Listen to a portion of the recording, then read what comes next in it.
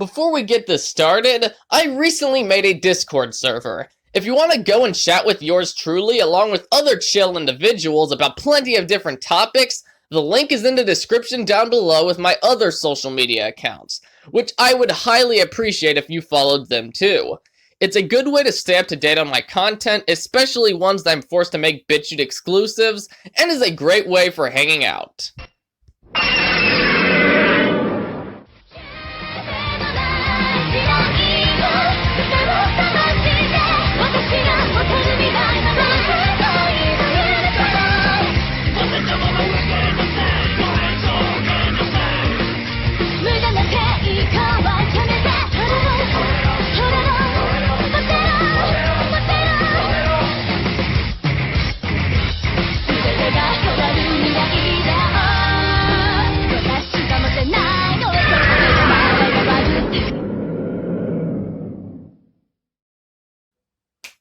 Hello everyone, this is Daikaiju SpaceZilla approaching ya, and today we're gonna take a look at a certain PlayStation game that split the fanbase, Godzilla Versus.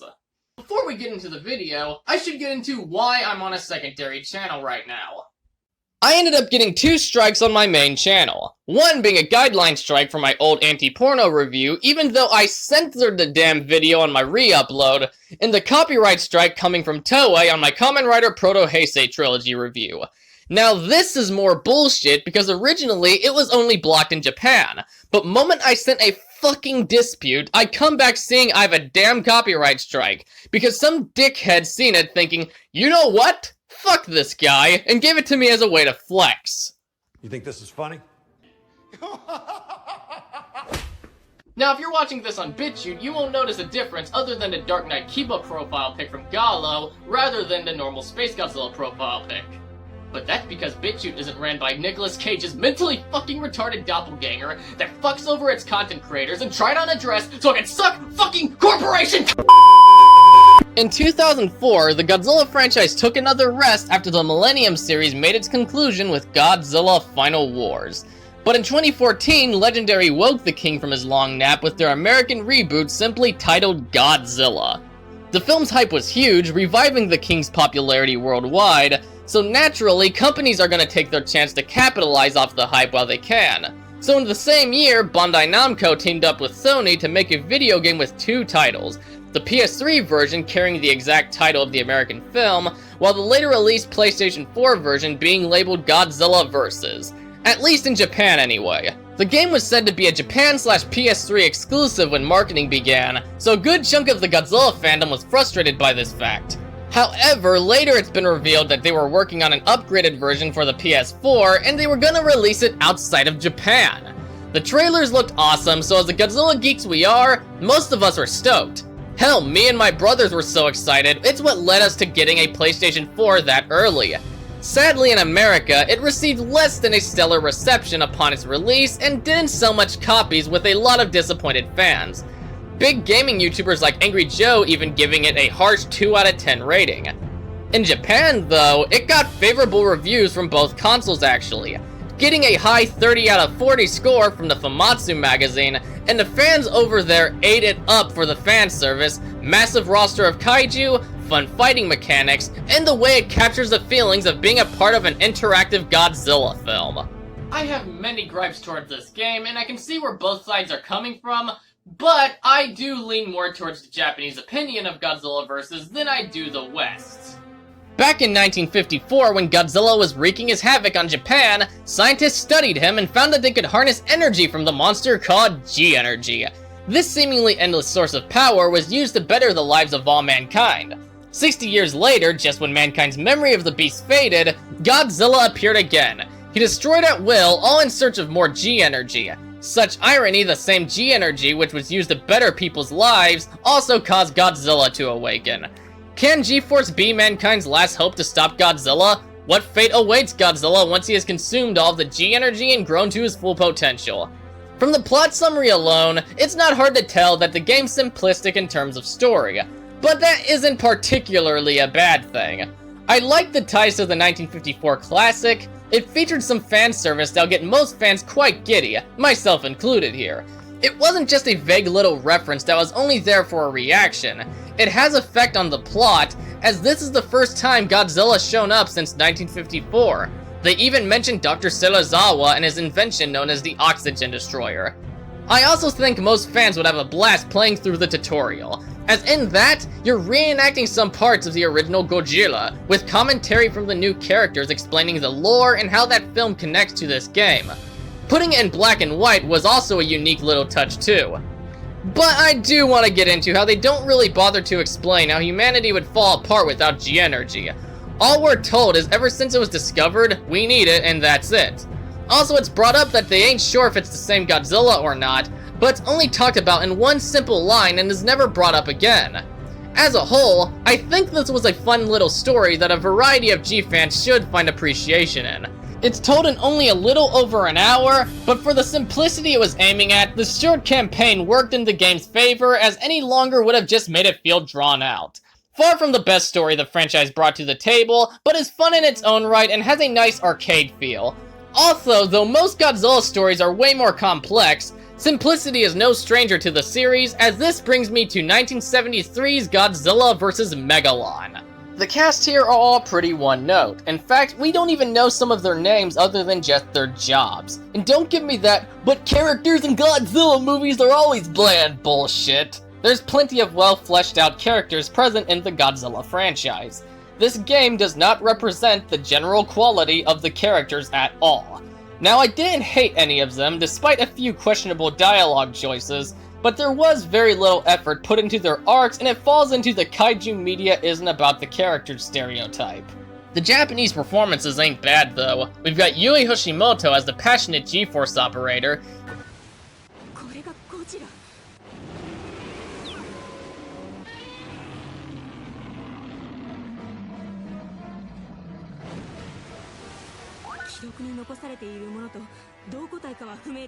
Yukiko Misayoshi as the Prime Minister comes off as old and experienced.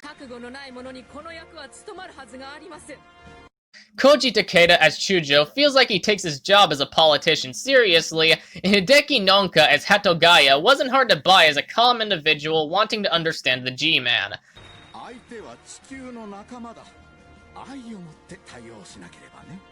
Nobody here's award-winning, but they're okay enough to pass off as their respectable roles.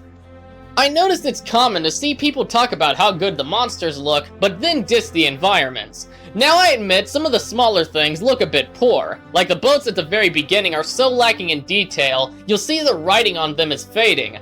Another thing that looks off would be the flames when you put the cities at blaze, considering they look like they belong in a shitty asylum mockbuster. Now normally when you're comparing video game graphics to movie digital effects, it's a compliment.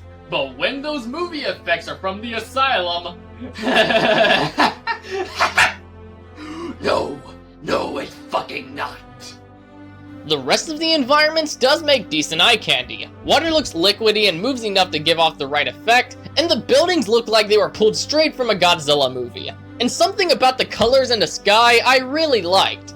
However, people are correct when they say the kaiju are the best looking things in the game. Because they are, on both design and graphical standpoint. The roster includes 89, Burning, 64, and Legendary Godzilla, Anguillus, Rodan, Mothra, King Ghidorah, Hedorah, Showa Mechagodzilla, Biollante, Batra, Space Godzilla, Destroya, Gigan, Super Mechagodzilla, Mecha King Ghidorah, Type 3 Kiryu, and Jet Jaguar. One of the things I really appreciate here was the use of the SH Monster Arts models for a good chunk of the kaiju in the game. It kept them accurate while modified enough to distinguish from their film counterparts. There is a few monsters in the game that either didn't have monster arts at the time or still don't today, so obviously they had to make them completely new models or scan the X Plus figures, which those all look 99 to 100% accurate. Which isn't a criticism, even though I praise the stylization using the Monster Arts toys gave the beast. Because it adds some extra authenticity, which at the end of the day, that's what the game was going for. Another very neat touch was including the exact sound effects for each individual monster from their movies. They didn't even remaster them, so you can tell what's Heisei, Showa, or Millennium. Graphically, they could be better as there are some pixels to be found here and there. However, they still look pretty dang good if I say so myself. Even borderline great when you pay attention to how much love put into bringing them to life.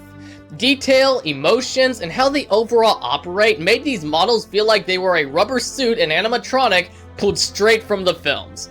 Almost forgot, but most of the cutscenes are beautiful. Not just with the kaiju, but everything involved with the piece look incredible. Kinda wish the in-game graphics were this level of good, but at least the kaiju cut it close. In terms of Godzilla Versus content, we got God of Destruction being the game's campaign, which includes 3 different modes, with Go Ashore having the main story. Here you play as the Heisei Godzilla to destroy the cities and take down the generators to grow and gain immense power while battling other kaiju that get in your way. Invade is the same, just with the story watered down, and you play as the other kaiju in the game, which doing so will include slightly different events to happen to bring more fan service to the table. Just destroying through the cities is an absolute blast to do, as it's very accurate to the movies it's portraying. Like, it's extremely satisfying as the massive G fan I am. But it's something you do for more than just the fan service, because it's the way you build your fury, and the higher your fury is, the more powerful and bigger you'll get to the next level.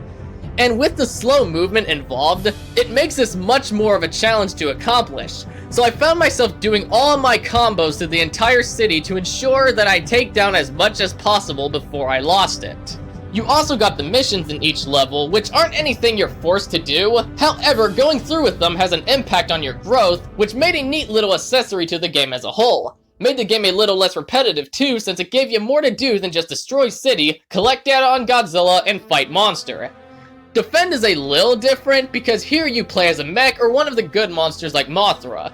Of course, with the accuracy of the game, you're not gonna be going around fucking shit up as these characters. In fact, it's Go Ashore and Invade twisted around, as I'm sure you can tell by the name, here you defend instead of destroying.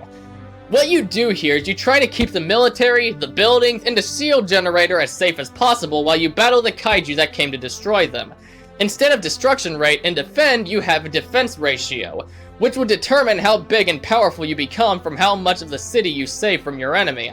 Which, all in all, was a nice change of pace if I'd say so myself. While we're on gameplay mechanics, I don't see why I shouldn't discuss the superb controls and camera angles this game has. The tank style of controls here was a genius decision because it strongly complements the feeling of being a giant monster from these movies. Yeah, it's not something you'll be used to right away if you grew up with the Atari trilogy, but once you figure it all out, you appreciate them.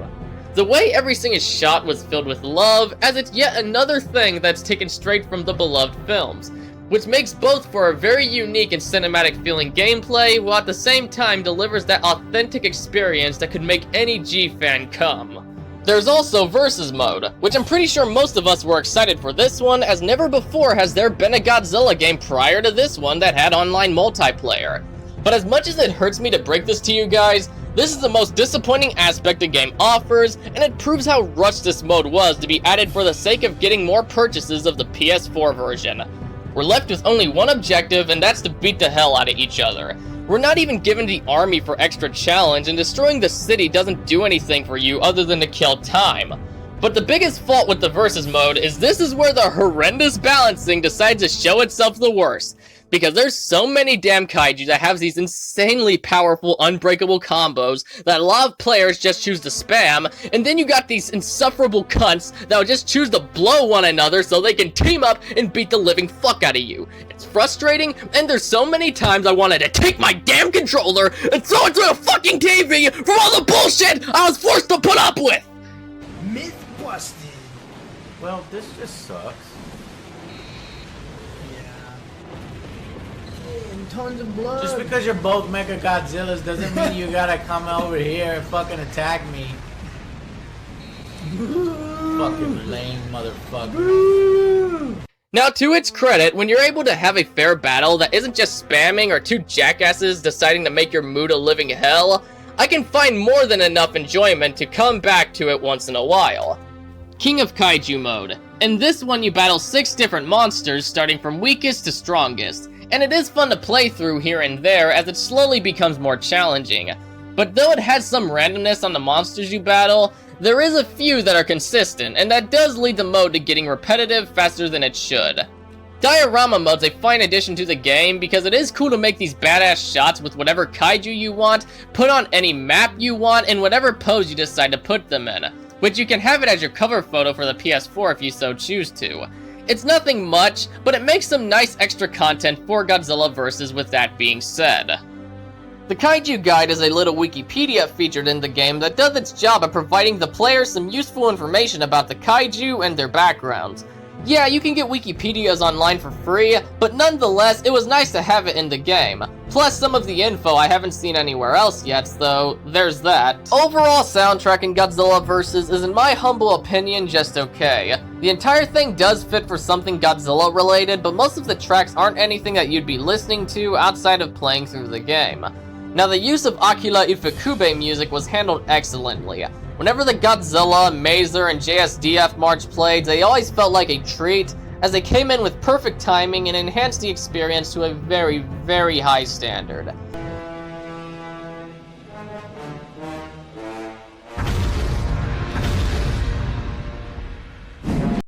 Standouts that aren't from Akira Ifukube would be that one where you battle Millennium monsters, Final Stage, and Legendary Godzilla's theme, all carrying the right amount of intensity to enhance those fights. And then there's my personal favorite, Versus Gotengo. This is a very awesome theme for the mechs here, as it has this heroic sound that kinda reminds me of something from Takeyuki Hattori.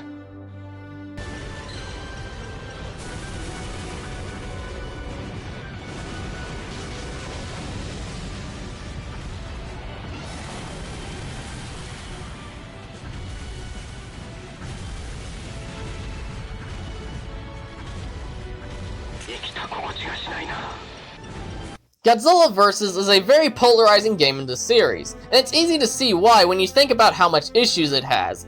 But those problems aside, I did find more to praise about the game than to criticize, and I believe every fan should try it at least once in their lives. It ain't the Atari trilogy, that still remains by far the best thing to happen to Godzilla in the gaming medium, but we're not measuring dick sizes here. It's a solid game in of itself. I'd love to give this a 7 out of 10 because there's a lot it did right, but it's so lacking in content that $60 MSRP price tag is ridiculous. It's not the $25 game some people will tell you it is, because there is enough replay value to warrant a $30 price tag at minimum and $40 at maximum, but not nearly enough for a normal game price. So with that being said, I'm gonna award Godzilla Versus a decent 6 out of 10 stars. I should also say, on PlayStation 4, the game does drop frame rate a bit when you're destroying the cities.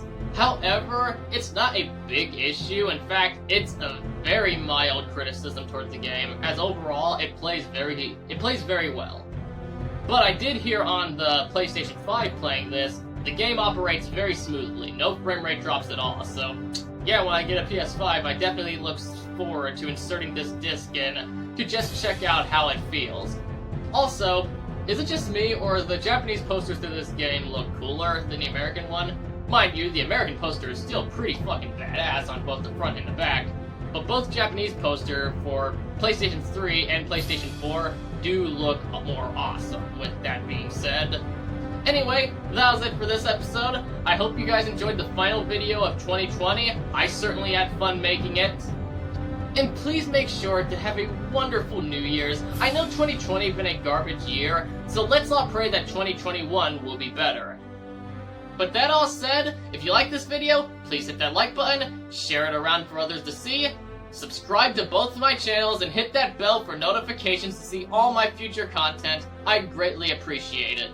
Be sure to also follow me on social media. I'm on Facebook, Instagram, Twitter, Parler, and recently I made a Discord server. So if you want to go and hang out and just chat about a bunch of different topics, links are on the description below along with my BitChute account, which I'd highly suggest that you subscribe to, considering BitChute is essentially YouTube, just without most of the bullshit.